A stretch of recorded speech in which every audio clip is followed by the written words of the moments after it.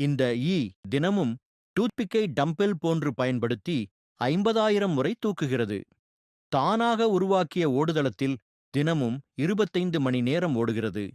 விளக்கு இழையை பயன்படுத்தி இருதலைத் தசைகளுக்கு பயிற்சி அளிக்கிறது. அது இவ்வளவு தீவிரமாக பயிற்சி செய்வதன் காரணம் ஒரு பழிவாங்கலை முடிப்பதே ஆகும்.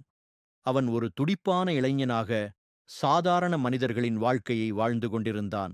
தனக்கென்று பிடித்தமான ஒரு பெண் இருந்தாள். இறுதியாக 2½ வருட போராட்டத்திற்குப் பிறகு பிந்துவை வெற்றிகரமாக அடைந்தான்.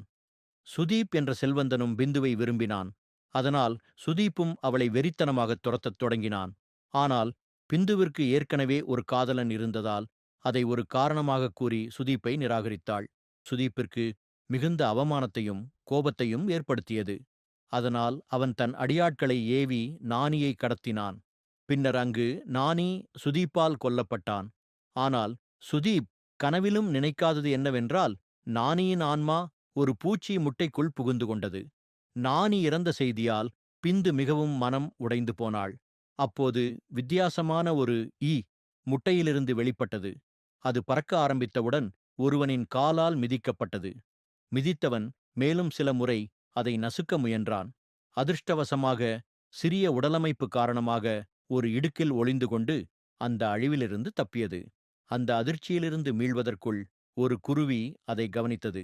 நல்ல வேளையாக அதன் அழகான அசைவுகளையும் சிறிய உடலையும் பயன்படுத்தி மீண்டும் ஒருமுறை தப்பியது. பின்னர் தாகமாக இருந்த அந்த சிறிய ஈ ஒரு நீர்த்தாரையைக் கண்டுபிடித்து கொஞ்சம் குடிக்கலாம் என்று நினைத்தது. ஆனால் எதிர்பாராத விதமாக கால் தவறி ஒரு கோப்பைக்குள் விழுந்துவிட்டது.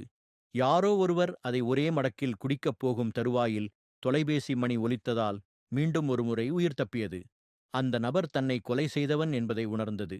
எதிரி தன் கண்முன்னே இருப்பதைப் பார்த்த அந்த சிறிய ஈயால் முற்றிலும் பொறுமை காக்க முடியவில்லை. சுதீப் தொலைபேசியில் பேசிக் கொண்டிருந்த சமயத்தில் இந்த ஈ 250 மைல் வேகத்தில் சுதீப்பை நோக்கி வேகமாக பாய்ந்தது.